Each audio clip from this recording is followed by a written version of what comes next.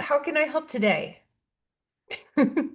That is a great question. And I think, when I scheduled the meeting, I was in sort of a desperate, like, oh, I don't know how to do any of this. Or, just feeling the pressure. And since then, I've gotten more um kind of runway under my feet, I guess.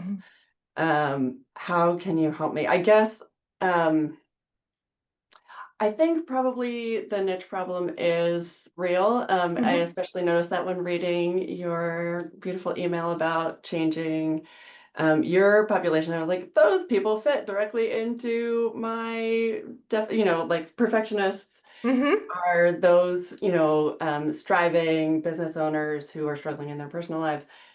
And like so many other nichier niches Mhm. fall into that category. So, um, I think if we could help me narrow down more, that would probably be good. Even though there is this big part of me, I know that the resistance is working against me, but it's there. Yeah, and is it the I don't want to, leave people out resistance? Is it that one? It's I think like maybe it's I don't want to be bored either in sessions or in my marketing. Mhm. Makes sense. um, I don't want you to so. be either. Don't worry. um And it might, yeah, I think that's probably the biggest Okay. piece.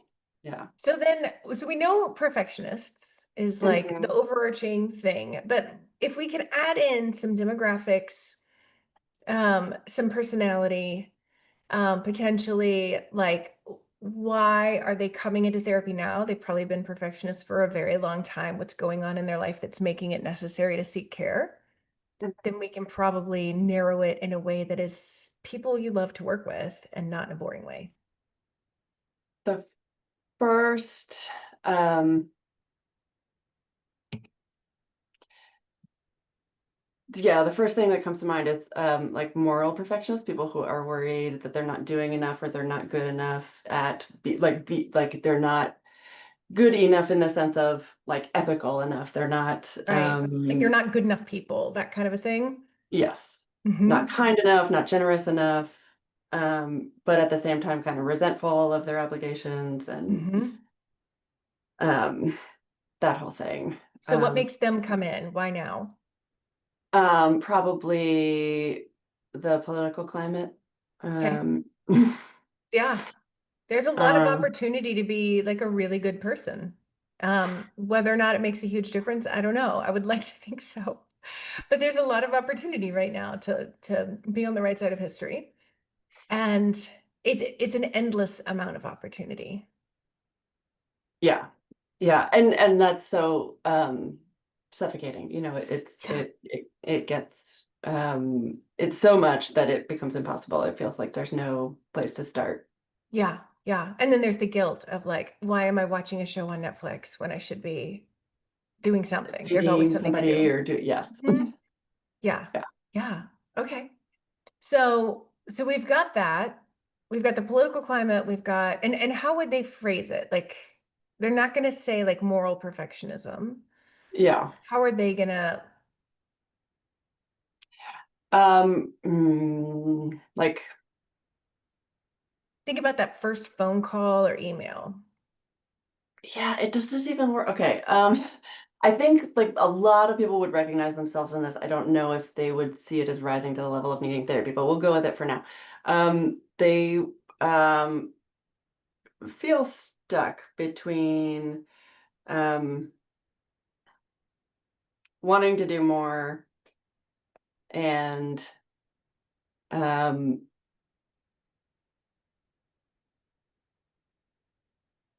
not knowing where to put that energy, like where to even get started with anything. And feel guilty, I guess, like just Mhm. like guilty and overwhelmed, probably. Right. And there's probably like clinically like it's some underlying anxiety something. Okay. Yes. and depression, the not, Hmm. defective, there's something wrong with me, um, that I'm uniquely not good enough, and, Hmm. comparing themselves to, an activist or an organizer or somebody who's, visibly doing enough to them, like Hmm. to their by their metrics. Right. Okay. And so you'd said something about like there are a lot of people who feel this way, but they don't go to therapy for it. Like it's not to that level. But I mean, that's every problem that we all see. So I think Yeah, it's yeah. looking at like what's the version where they do come in for therapy? Like what's happened? That we've got the political climate, but like there's something that's leaning on, maybe it's that comparison. But there's something that like it's untenable at this point. Like they can't keep grinning and bearing it. Question. Um, Now my mind is going to the other group, and maybe these two overlap, but I'm thinking about people struggling as parents to like of and maybe it's like when both fronts are a struggle, Hmm.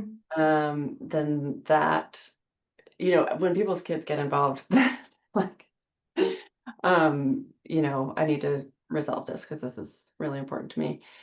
Um, I don't know how that if it connects to the other thing, but I do see perfectionism causing a lot of stress with kids because um, there's a point at which you can't really be a marionette anymore. Like you can't just Hmm. like your kids don't just do the thing that you want Right. them to do, and if that's been your style up till they get to that point, then you kind of are at a loss for um, how to like deal with your own anxiety about them getting into the right school or doing the activities and the sports and the all of that Hmm. stuff. Yeah. And I Um, think that like the parent looking for therapy for that might not have the insight. I don't know, it depends on your ideal client, but they might not have the insight that this was always going to happen. Um, right. that the kid is not always going to be this extension of you and do what you want them to do. There was something you did before that had them comply, but that's not what human beings do long term. Especially as they grow and develop and need to differentiate. So they might see it more as like, I mean, I think we all experience this feeling to some extent as parents of like they hit some new way of being. And it's like what I did before was working and now I don't like I have no idea what to do. Like I've got a 12-year-old. I'm in this space a lot of like, where did my sweet, sweet, affectionate girl go? What is this eye rolling that's happening? Even though I know it's developmentally appropriate, it's where she's supposed to be. There's still a desire to have her not be like that, even though it's part of her process. Yeah.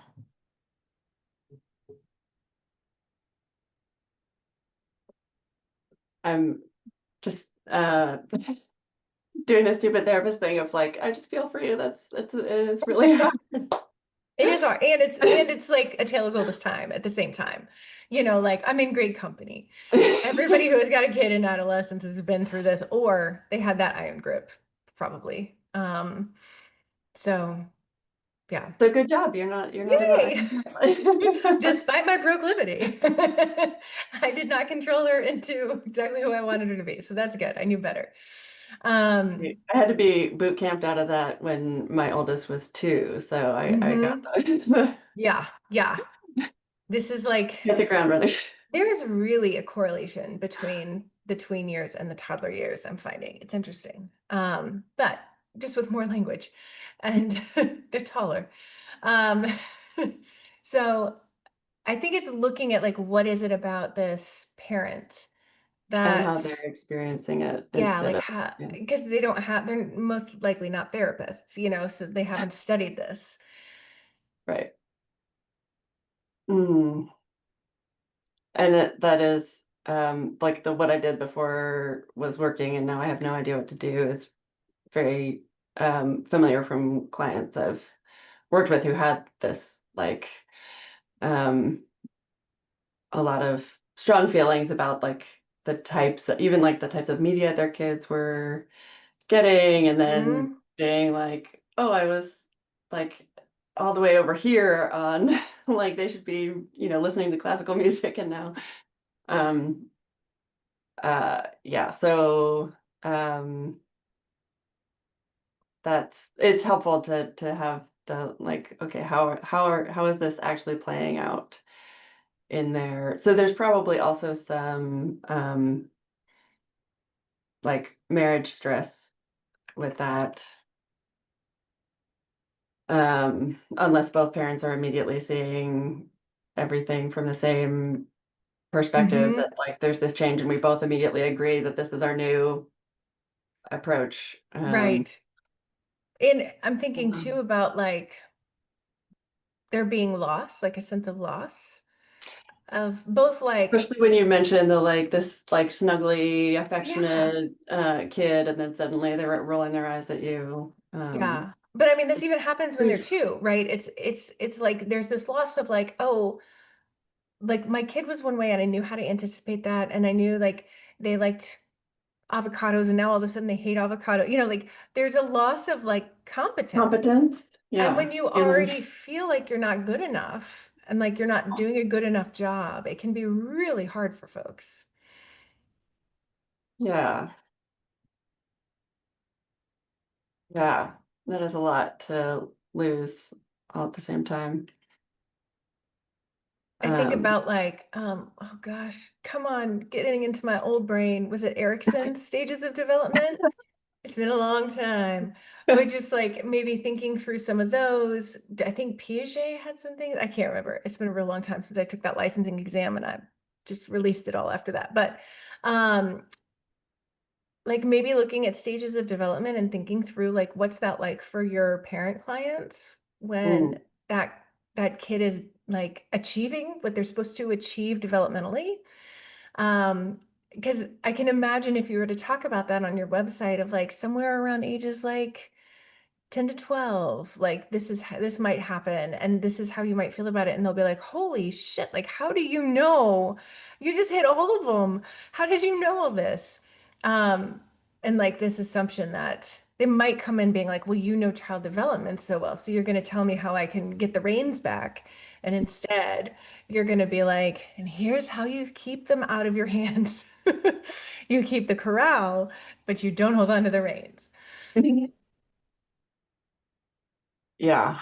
Um, yeah, of course, like that's what, yeah, they're going to be looking for the reins, which makes total sense. Yeah. Um, and I was immediately thinking about some Bluey episodes that touch Oh, I on. love. Are your kids young enough that you've watched any Bluey? I Like, have watched I mean, my oldest is 12, and like we will okay, still curl up and watch Bluey with her and my 9-year-old. Like 17-year-olds. we all like it. It's good. I was just telling a friend this morning, one of my hot takes is that one of the biggest reasons to have kids is that you get exposed to a lot of art and culture that you would just not interact with if you didn't have a 5-year-old to like make you do that. Like, Yes. I feel like parents should like broadcast to the wider world. Like, these are the top 10. Like, we filtered Right. out all Yeah. the crap, and here's yeah, Bluey's up there. Um, but yeah, I was like picturing the one with the baby race, I think it Oh, I missed where that one, I think. it's like all the moms like comparing with each other Oh, like yeah. who's rolling over and I do remember that. Yeah. um so that maybe I can pull a clip for something. Yeah. I mean, I think that there's also so much more pressure on parents now than there ever has been. And so there's both more education that all contradicts each other. And then there's more. opportunity for comparison because we're not just comparing to our neighbors anymore. We're comparing to like the wide internet, and all of social media. Um, and like we all know that all that's fake. That like on the other side of the iPhone camera is like where all the toys are shoved just for the shot, but at the same time, it can really, especially people who are vulnerable to feeling not good enough, it Yeah. can really, really hurt. Yeah. Okay, so we've got these two. I mean, I think I think your ideal client, I would definitely be talking about social media use too. Hmm. Because if it's the Venn diagram overlap of these two clients, like they're freaked out about the world, they want to have more control over, what they've brought this child into.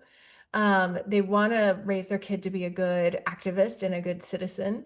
They want to like model all this. Like that's a lot of pressure at the gate, like not even counting what might be going on in other parts of their lives. Hmm. So it can be that Venn diagram overlap. You can touch on different pieces within the scope of the other. Um, and you said like people have found you from perfectionism in your email. So it's also Yeah. like if that has worked for you, lean on it, like use that word. I think about like we have this is a kind of a harsh way of framing perfectionism, but I think of it as like successful perfectionists and failed perfectionists. Like the successful perfectionists are often like, yeah, I'm a perfectionist. I'm like, I can't do a B plus job. It has to be an A plus, and they can own it. And then the failed perfectionists are like, I can't claim I'm just not good enough to be a perfectionist, even though I try. So, Yeah. Yeah. I think of those as the oh, how did I there's well, it's like the depressed. Oh, can't stop and can't start. mm-hmm. I love that. Yeah. Do you have a Um, preference for the presentation? Do you prefer a can't stop or a can't start? yeah, that's not really it's like I like the two nice ones. And those can Hmm. be in either Either of those one. Yeah. mediums. Yeah. And so But you can talk I about do like them. a challenge too. Oh, sorry, Yeah. go Well, I mean, you can talk about the can't start within the context of that overly nice person. ahead. Hmm. And I mean, not to be like a TikTok therapist, but like often underlying this is trauma, right? I mean, if you want to talk, like, the more I've thought about perfectionism, it is like the problem with it isn't the standards, it's the punishment that we use to meet the standards. Mm. And it has been like a functional response to the American dream, to like class um, striving and trying to get away from uncertainty and instability in childhood. And sorry, that yes, but that yes, I agree. Trauma. Yeah. Yeah. My book club just read the book The Tell, the new memoir, by Amy something Wilson, maybe. It's really, really good. And it's Okay. like it's a memoir and it's her story of going from being like a high like I think she would have been one of your people, and realizing she had repressed a memory and Oh, working through the trauma. She talked about it in such a way that like I mean therapists, we all know what it looks like for somebody to work through a trauma, like how hard that is. But I think somebody who hasn't experienced or somebody who has experienced trauma but hasn't worked through it, like the layperson might not know. And I think she described it so beautifully, like in such a clear way, in a painful way, but clear. Anyway, an that's aside, good to know. it's a good book. Yeah. Would probably feel like work, but um, I it might not surprise you to know that I like working for fun. yeah, yeah. I imagine your bedside table has some workbooks. Yeah. Most of them unread, but yes. Uh-huh. So, I mean, it also is like, does your ideal client identify anything that they've been through as trauma at this stage before they've come in to see you? If they do, you can like gently mention it. If they don't, then I wouldn't I wouldn't necessarily. Okay. Yeah. That's um that's helpful. And it's also been helpful for me to think about, like, marketing in phases, and, like, the things that I talk about in this year of marketing might be different than the Mhm. things that I'm talking about a year from now or 2 years from now, Yeah. and that there might be, like, in that part of me that's worried about feeling bored or limited, that I can be like, "Okay, that's year 2 material." Just Mhm. you can still talk about that, but give it some time and space, and, um but, so I'm taking what you're saying and, like, thinking, probably they're not mm, people are much more aware of the thing that's bothering them right now, Yeah. and focusing on that, for the most part is it did fascinate. So, like, I, was telling some neighbors about what I do, and, like, Mhm. when I say I'm a therapist perfectionist, people are like, "That needs therapy?" Uh-huh. Mhm. Sometimes. Um, and but when I talked about this, the like, American dream, she's like, "Oh." Mhm. Well, and I wonder too, like the quick version of what you do, like maybe you just throw over functioning perfectionists, like or Mm, over like overly generous perfectionists, or like it might just be you add a word to clarify for the short version that helps people understand, like, oh, well, yeah, if you're overly this or overly that, then certainly you need some therapy. that would be, yeah, yeah. Yeah, because perfectionism is like our wider concept of perfectionism itself doesn't necessarily contain the impossible standards or the punishment that we use to try to reach them. Yeah. Yeah. Yeah, thank you. That's Yeah, helpful. of course. Is that feeling clearer niche wise? Do you feel like there's, I mean, I know you probably need to sit with it for a while, but Yeah, there are a couple of really helpful things in here. One is, I can just narrow down by adding a few, um, like an adverb or an adjective, mhm, or, yeah. and that does something also to communicate to people, like, there's the overness of that lets you know that there's a problem there. Um, and it's like a shortcut to, um, helping people like, recognize themselves in it, whereas perfectionism might be so broad, but if you're like, "Oh, oh, yeah, I Mhm, too generous, I struggle with that." Um, and that's also very zeitgeisty, the, like, woman who does too much, mhm. kind of thing. Yeah, yeah. Because I think women are starting to realize, like, oh, like about half of what I do is too much. Like I could have done 50% of what I've been doing and would have been like doing normal, like doing fine. Yeah. Yeah, that and, bringing in, like, I have been kind of trying to focus on, um what people are, um, where people are before they see anything that I've made, and, um, sort of successful with that, because you think about, like, X, Y, and Z client, and this is what they said in the consultation call, or this is what, Mhm. like, let me really bring this person to mind. But, having that focus on, like, present tense, how are they describing it? Because I almost immediately am translating it into, okay, well, this is, I was like, oh, okay, I hear I'm defective. We're gonna get into that. Like, Uh-huh. Yeah. so it's good to break out of that, like, instant translation and go back to, no, no, no, what did they say? What are they Mhm. seeing? um, before, they even get to my website, because they might even start using some of my language just from my website. Mhm. So it's, helpful to, try to, like, just picture the living room, Yeah. where the preteen is, um, upset about something, and, uh, Yeah. Yeah. and the parents are feeling stuck and overwhelmed. So Hmm. yeah, yeah. Yeah. Uh, And I think about like the challenge of the overwhelmed perfectionist because like you're not allowed to be overwhelmed if you're a perfectionist. oh my goodness, the like negative emotions that you're like are not one of so I like my clients fill out mood surveys and I see, I know we have to go see.